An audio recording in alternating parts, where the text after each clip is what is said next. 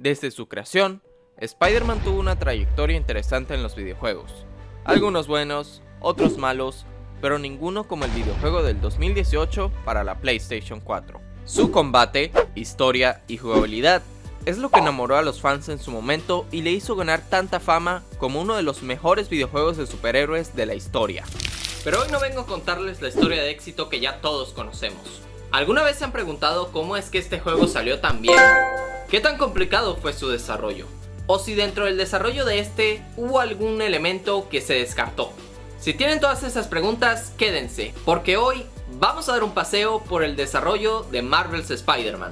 O como me gusta llamar a este tipo de videos, el material eliminado de Marvel's Spider-Man para PlayStation 4. Remontémonos al año 2014, donde Spider-Man tocó su punto más bajo con el videojuego de The Amazing Spider-Man 2, el cual fue un fracaso en crítica y en ventas, lo que hizo cuestionarse a Activision, quien poseía los derechos videojueguiles de Spider-Man, qué hacer con el personaje.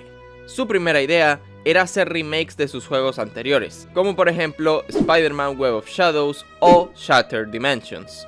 Pero rápidamente y tras negociar con Marvel, estos soltaron la franquicia de Spider-Man porque ya no les resultaba rentable, además de que así podrían enfocarse en sacar más Call of Duties. Fue así que Marvel consideró a los tres grandes estudios de videojuegos, para así desarrollar un nuevo juego de Spider-Man que igualaría lo hecho por la saga de Batman Arkham. Nintendo fue rápidamente descartada por falta de potencia e interés de la compañía japonesa. Microsoft, por otra parte, rechazó la propuesta totalmente, lo cual en retrospectiva fue una muy interesante decisión. ¿O tú qué dices, Xbox?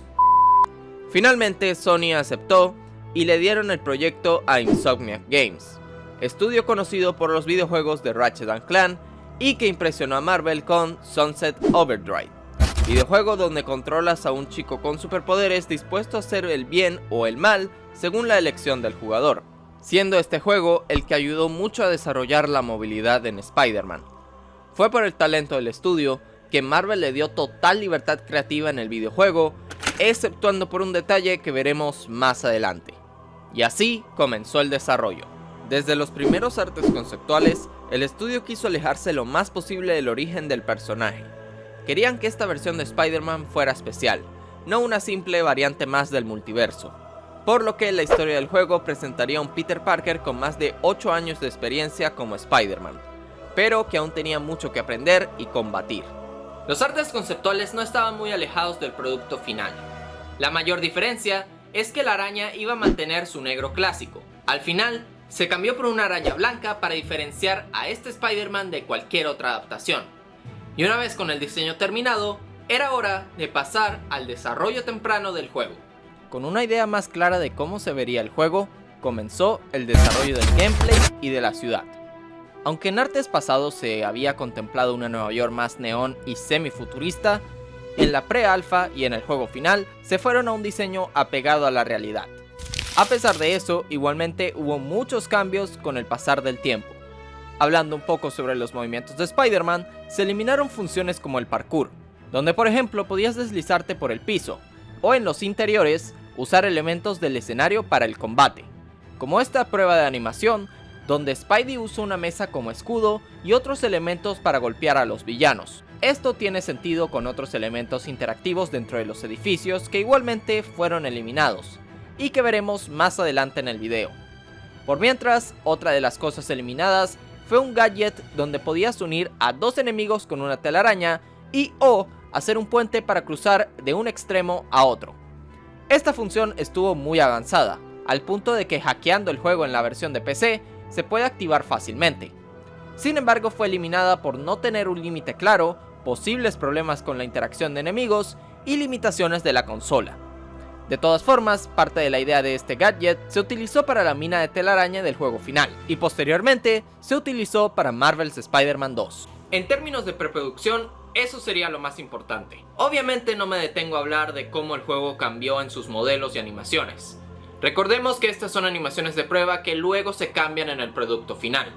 Lo que sí vale la pena analizar son los artes conceptuales. Ya vimos un poco la evolución que tuvo Spider-Man. Ahora démosle un vistazo a los demás personajes. El Dr. Octavius originalmente tendría un diseño muy alejado al final, siendo pelirrojo y con unos brazos mecánicos que más parecían tentáculos que otra cosa. De hecho, estos fueron de las partes más difíciles de hacer, contemplándose varios diseños para estos hasta llegar al diseño final. Martin Lee iba a tener un estilo más elegante o ricachón, por así decirlo, vistiendo colores que desde un inicio ya dejaban ver que él era Mr. Negative. Probablemente por ese detalle y la historia que al final le dieron en el juego, fue que pasaron a darle un diseño más formal y discreto.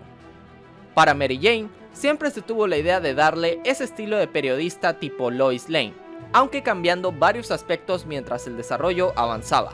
Por ejemplo, originalmente tendría su cabello suelto sacado de los cómics, pero debido a que el pelo es de las partes más difíciles de hacer en animaciones y videojuegos, debido a su movimiento, texturas y colisiones, decidieron ponerle una cola de caballo para ahorrarse problemas y tiempo. De hecho, si se fijan bien, en el juego la mayoría de personajes femeninos tienen el pelo corto o sujetado, un detalle que ahora no podrás pasar por alto.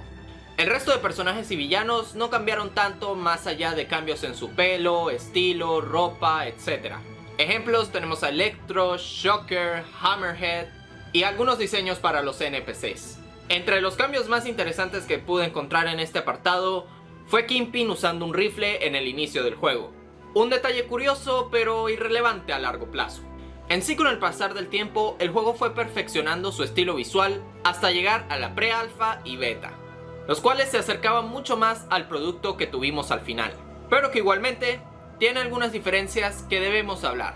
Gracias a un artista que trabajó en el juego, tenemos capturas de lo que era la pre-alpha de este, donde vemos que los iconos de vida, gadgets y llamadas de personajes ocupaban más espacio en la pantalla, textos e indicadores más grandes al terminar una misión, y un mapa de Nueva York que recuerda a juegos como Spider-Man Web of Shadows. Pasando al menú, tenemos a Spider-Man ocupando más espacio en la pantalla, y una nota que habla de 30 gadgets distintos para nuestro héroe.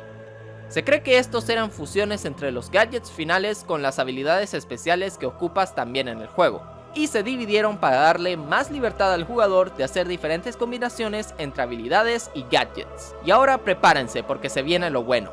Además de que Spider-Man iba a caminar como en el juego de PlayStation 1, podemos ver en una esquina un traje prototipo basado en Miles Morales que se encontró en los archivos y es ejecutable en la versión de PC, y otro siendo el traje negro. Ambos parecen ser solo recolores del traje avanzado, pero es interesante que tuvieran planeado añadirlos al primer juego como trajes desbloqueables.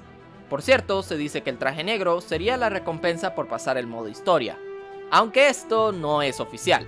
Por el rumbo que tomó la saga después, con Miles Morales y Marvel's Spider-Man 2, creo que es obvio el por qué fueron descartados. Pero tranquilos, porque en un momento veremos más trajes descartados. Solo les recuerdo que si les está gustando el video, no olviden darle like y suscribirse al canal si aún no lo están. Eso ayuda mucho a continuar con este proyecto y llegar a la meta de 50,000 suscriptores antes de que acabe el año. Ahora sí, sigamos con el video. Para 2016, que fue el anuncio oficial del juego, muchos de estos conceptos se cambiaron. Y ya que estamos, mencionemos también algunas escenas, o mejor dicho, cinemáticas eliminadas, si es que se les puede decir así. Había una persecución donde Spider-Man entraba a un bar e interactuaba con el entorno. Este momento nunca sale en el juego, y se desconoce el por qué se descartó, aunque aparentemente hay dos razones para esto: temas de historia o simplemente fue hecho para el tráiler. De todas formas, pudimos ver esta idea de cierto modo en el juego de Miles Morales, donde en la persecución inicial con Rhino podemos interactuar con varios elementos del escenario dentro de un centro comercial. Ya en el tráiler oficial podemos ver algo más cercano al producto final, aún con un par de cambios de por medio, como los patrones de color, como el color general del juego, charcos de agua, que por más ridículo que suene, gente se quejó de esto en Twitter, un movimiento hacia arriba eliminado que luego se recicló en Miles Morales, y una interfaz que seguía con la idea de ser grande. Ya hablando de partes del juego cambiadas y o eliminadas, tenemos dos encuentros alternativos con Silver Sable, misiones eliminadas de dos personajes llamados Big Man y Master Plan, de hecho teniendo un modelo completamente terminado que se puede activar con hacks en la versión de PC, un personaje misterioso en un arte conceptual que se teoriza podría ser The Hut, una versión alternativa donde Peter no quedaba inconsciente en el atentado de Mr. Negative en la celebración del papá de Miles, donde a la vez que salvamos civiles debíamos ocultar nuestra identidad secreta, y la que personalmente me interesa más, una versión de la batalla final con Mr. Negative donde secuestraba a Norman Osborn en una bodega rodeada de enemigos, lo que indica que esta parte del juego sería más difícil de lo que obtuvimos al final, para luego acabar con el traje dañado con la llegada del Doc Ock. Que hablando de este, tenemos el traje de la batalla final. Originalmente mantendría los colores clásicos de Spider-Man, pero se cambió debido a que llamaría demasiado la atención en una batalla que debía ser seria, por lo cual se experimentaron con varios colores, como el dorado, plateado o hasta el blanco, descartando este último por parecerse demasiado al Black Suit. Al final nos quedamos con el diseño negro y amarillo para la batalla final y la resolución del juego. Hablando de este, hay un detalle que pese a no ser eliminado, no puedo pasar por alto. Originalmente, Marvel habría rechazado de que mataran a la tía May al final del juego. Sin embargo, Insomniac pidió esto para darle un impacto real a la historia y dejar un impacto emocional al jugador. No es algo que realmente está eliminado, pero no podía evitar mencionar esto, ya que en los últimos años Marvel ha usado este elemento en varias historias, como por ejemplo el Spider-Man de Tom Holland en su tercera entrega o el reciente Ultimate Spider-Man. Algo que nos muestra qué tan revolucionario fue este juego, no solo para su género, sino también para la historia de Spider-Man en general. No sé qué debo hacer. Sí lo sabes.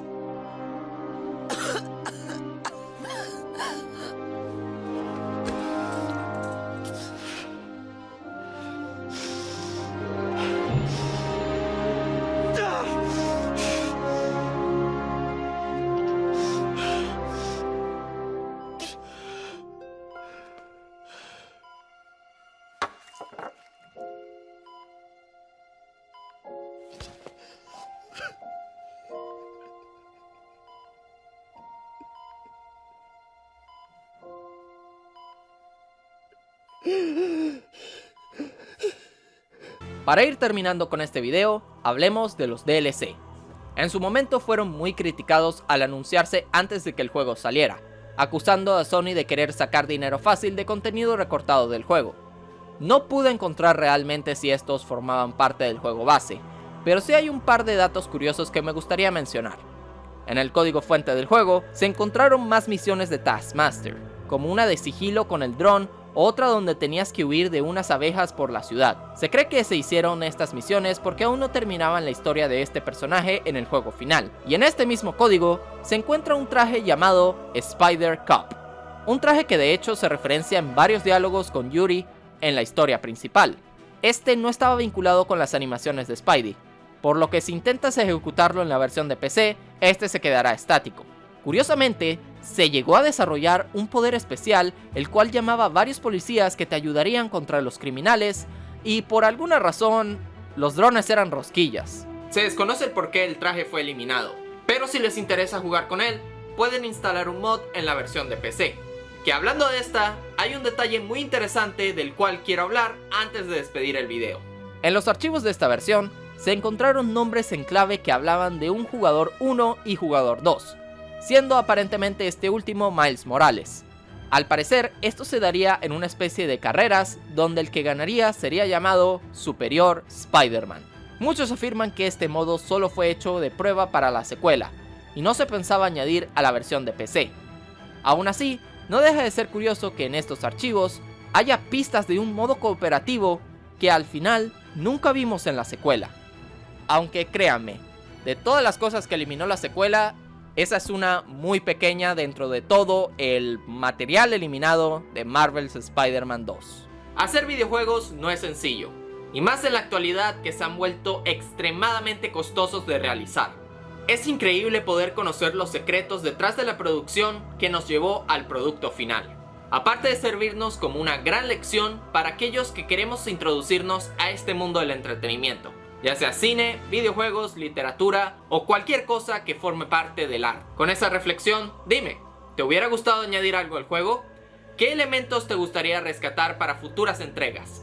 Y sobre todo, ¿qué opinas del resultado final? ¿Te gustó Marvel's Spider-Man?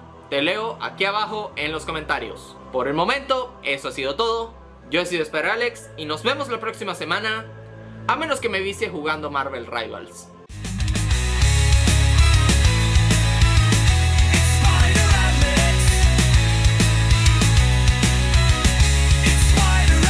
sabes.